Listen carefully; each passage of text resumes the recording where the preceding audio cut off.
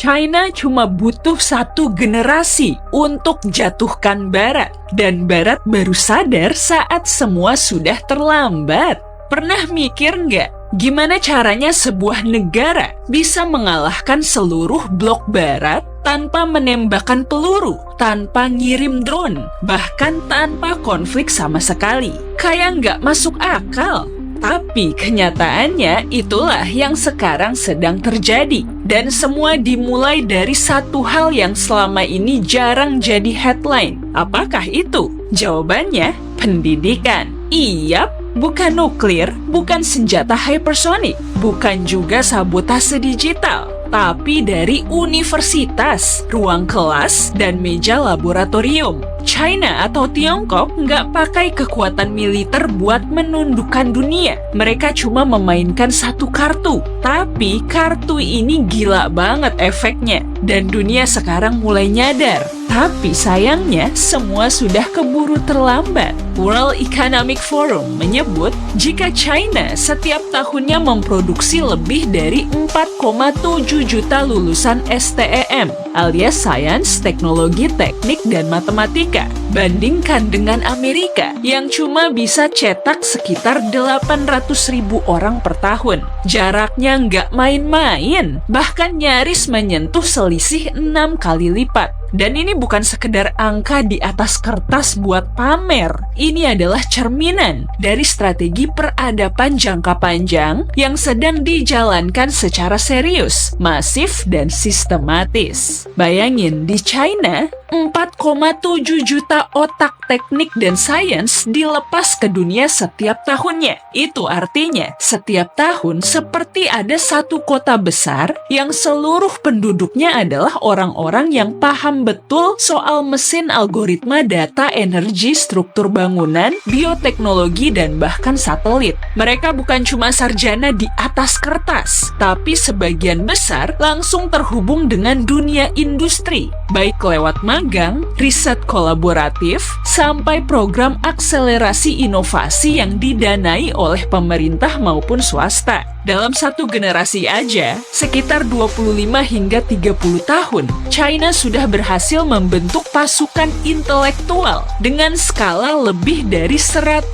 juta lulusan STEM. Dan mereka tersebar di segala lini kehidupan modern. Dari pabrik kendaraan listrik di Guangzhou, pusat pengembangan chip di Shenzhen, laboratorium AI di Beijing, hingga tim riset material canggih di Shanghai yang bekerja bareng sama institusi luar negeri. Bahkan banyak loh dari mereka sekarang jadi tulang punggung perusahaan multinasional yang kalian kenal sehari-hari. Mereka bukan peniru, tapi kreator. Mereka mengisi proyek-proyek besar seperti pembangunan rel kereta super cepat, konstruksi jembatan raksasa yang menghubungkan daratan dan pulau, sampai ekspansi besar-besaran ke industri luar angkasa serta komputasi kuantum. Dan semuanya dimulai dari kampus, dari ruang kuliah, dari ribuan jam eksperimen dan coding yang bisa membuat mata pedih semalaman. Ketika negara lain sibuk memikirkan cara mempertahankan sistem lama, China justru mencetak generasi baru yang siap mendefinisikan ulang masa depan. Dan jika kekuatan militer butuh senjata dan juga pangkalan, maka kekuatan teknologi cuma butuh otak-otak segar yang terus tumbuh setiap tahun dalam jumlah luar biasa.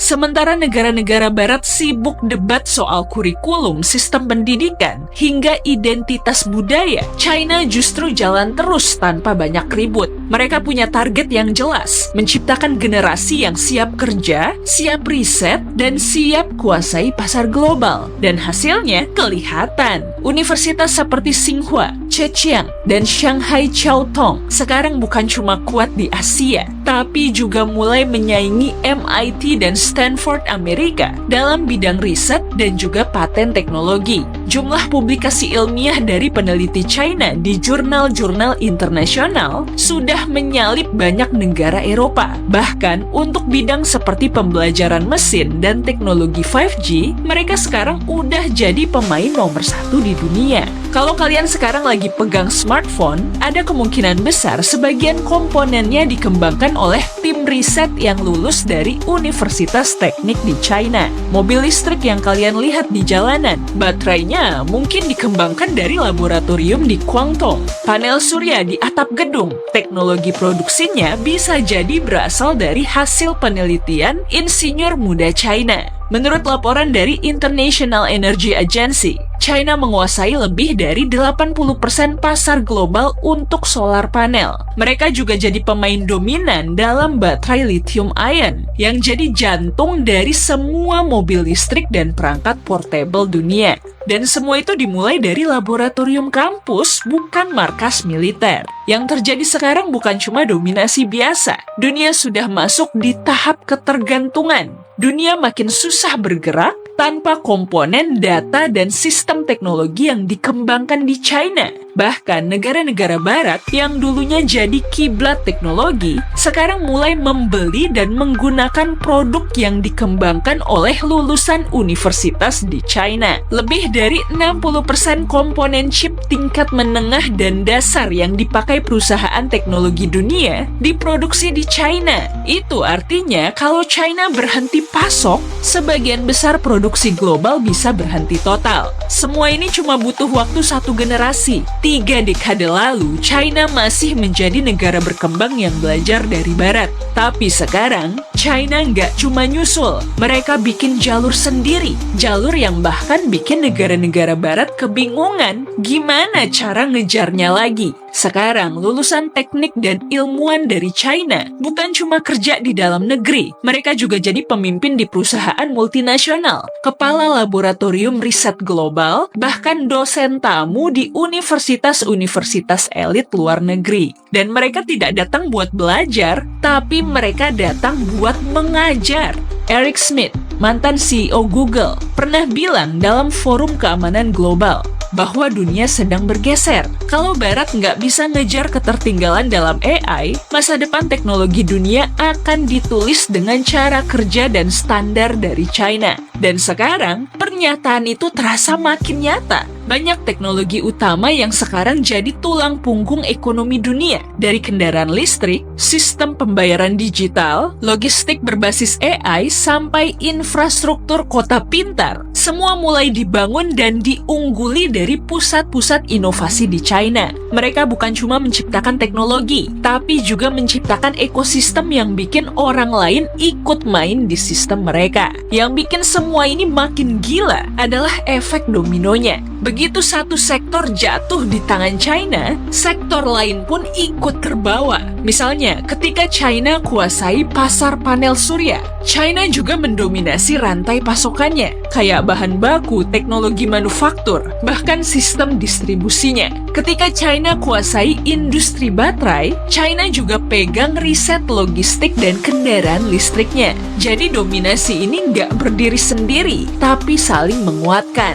Gila nggak tuh? Jadi, yang sedang terjadi sekarang bukan cuma kemenangan biasa. Ini adalah transformasi global. Satu generasi China berhasil memindahkan pusat gravitasi teknologi dari barat ke timur. Dan yang bikin ngeri, ini bukan hasil perang, tapi hasil pendidikan. Hasil kerja keras jutaan mahasiswa teknik China yang siang malam mengulik algoritma, ngitung tekanan struktur, dan menyusun blueprint masa depan. Kemenangan seperti ini jauh lebih gila dari perang karena nggak kelihatan. Tapi begitu sadar, semuanya sudah berubah. Standar berubah, sistem berubah, logika global pun berubah. Dan semua orang harus mengakui, suka atau tidak. Satu pertanyaan terakhir buat kalian semua. Apakah kalian pikir negara-negara barat masih punya cukup waktu dan juga tenaga buat melawan China balik? Atau ini memang eranya dunia baru yang ditulis dengan algoritma dan kode dari Beijing, bukan lagi dari Silicon Valley-nya Amerika? Gimana pendapat kalian? Banjirin kolom komentar yuk. Kalau kamu suka video ini, klik like dan share ke teman-teman biar makin viral. Makasih sudah nonton.